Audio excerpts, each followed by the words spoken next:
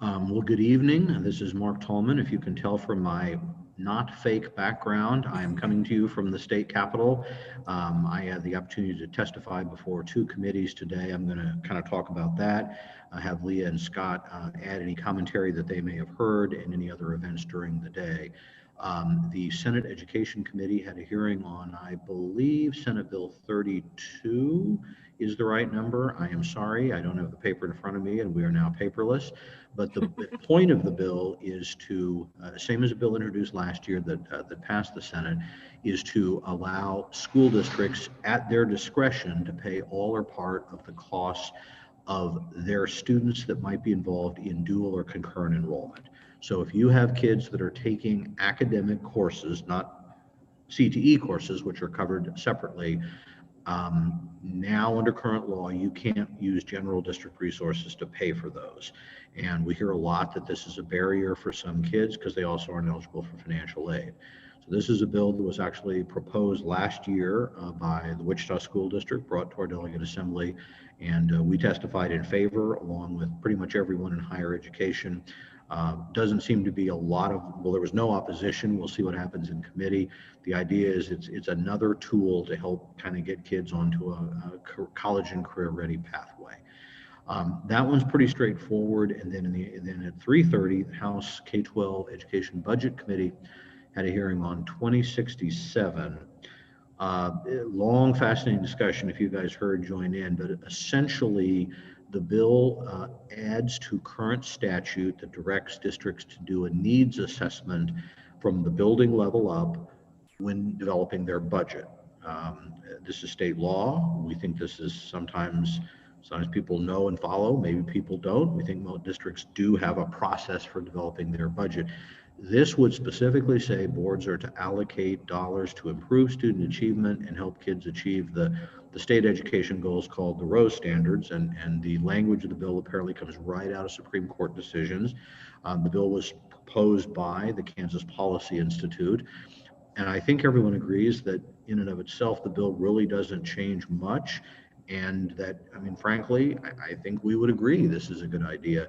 We did not support the bill to the chagrin of some members of the committee because of our feeling, though, that this gets tied up in the possibility of the state trying to be directive on how schools should spend money, the so-called 65% goal, which we think is misplaced. So the bill in and of itself, we don't really think changes much and may actually be kind of a good idea.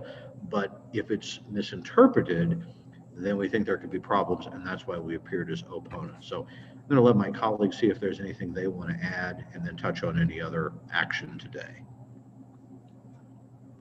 Well, I think there's good reason to think that this bill would somehow be tied to that 65% law or goal, because that's exactly what the proponent of the bill brought up in his testimony. So there was no secret there. That seems to be what they're talking about. Yeah, and it came up pretty quickly, as I think you mentioned that, okay, yeah, on the surface, this bill might not be so bad, but, as soon as proponent gets up there, they start talking about 65% and code 1000 in the manual and all those things that we've heard before. So I think the lesson here, this is another example of legislators' frustration over what they see as lack of academic improvement. Our reaction is that we went through 8 years of flat or declining funding. We are only now coming back, and it's going to take a little time to see impact. I think legislators are impatient, and what's going to be a real problem is we don't know what COVID has done to that progress. There's a strong sense of that we are adding hundreds of millions of dollars, and they are. What are we going to get for that? And if we're not seeing results, then the suggestion is going to be, problem isn't the lack of money. The problem, because they're giving us more money, is the argument. The problem is boards aren't spending it right. So boards and school leaders, this is something you need to be aware of. And I think it does underscore the importance of having a needs-based budgeting process where you really do look at what are we doing and why, what are our priorities, and how can we address those. So guys, were there any other bills you want to comment on today before we talk a little bit about next week? Well, I didn't really want to talk any more about any other bills from today, but I thought I would add just a little bit, something that people might also want to be aware about is, because some of this frustration that we see, especially from some newer members of the legislature, is that the word restructuring came up, and really they were, the suggestion was that perhaps school districts need to consolidate, that would save money and help increase test scores. And Mark tried to point out that may not be the result that you get, but there was a comment from one more veteran member of the legislature that we've tried to encourage consolidation, voluntary consolidation, but KSB and the state board have never tackled that in a meaningful way, and you won't unless you're forced. So Right. I don't know if that will lead to a further discussion in the legislature about consolidation, but I just thought it was worth bringing up, especially because you may start to hear that. No, Leah, that is a great point, and I will say the legislature has become more urban, and let's be clear, consolidation is not necessarily urban-rural. Some of our biggest counties have a lot of districts, but not as many of the really small districts. Some legislators really see that as a problem. So if you are a smaller district, and maybe one particular where there might be an opportunity to come together, your ability to justify yourself again, eyes are on you. So Lee, I think that's a great point to remember as we go forward. This is something that will be under consideration, and the legislature is going to be even more urban focused after the next redistricting.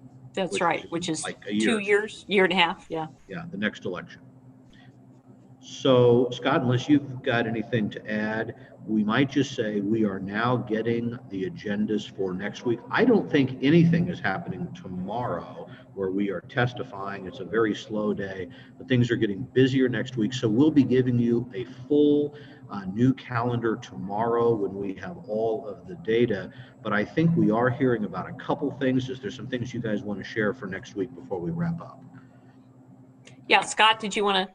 Oh, well, I think the House K-12 Education Budget Committee put out their agenda for next week, and there is going to be a hearing on Thursday, February 4th for 2119. This is the Education Savings Account bill that KSB will be opposed to. And the committee chair, Christy Williams, said today that she will be holding votes on bills previously heard. So the bills previously heard were 2068. Is that the right number? Yeah, that's the voucher bill. For the voucher bill. And of course they heard today 2067. So those will be seeing votes next week, and another hearing on a bill that KSB is opposed to. And Mark and Scott, we're hearing from some legislators who I think they're a little puzzled because they say they're hearing from a lot of the proponents of the voucher bills, and they're a little puzzled. They say they are not hearing a lot of please vote no messages. And as a veteran legislator pointed out, the newer members of the legislature, and I'm sure, when I was a newer school board member, same thing applied to me. You tend to, they might tend to vote on the number of emails that are in their inbox.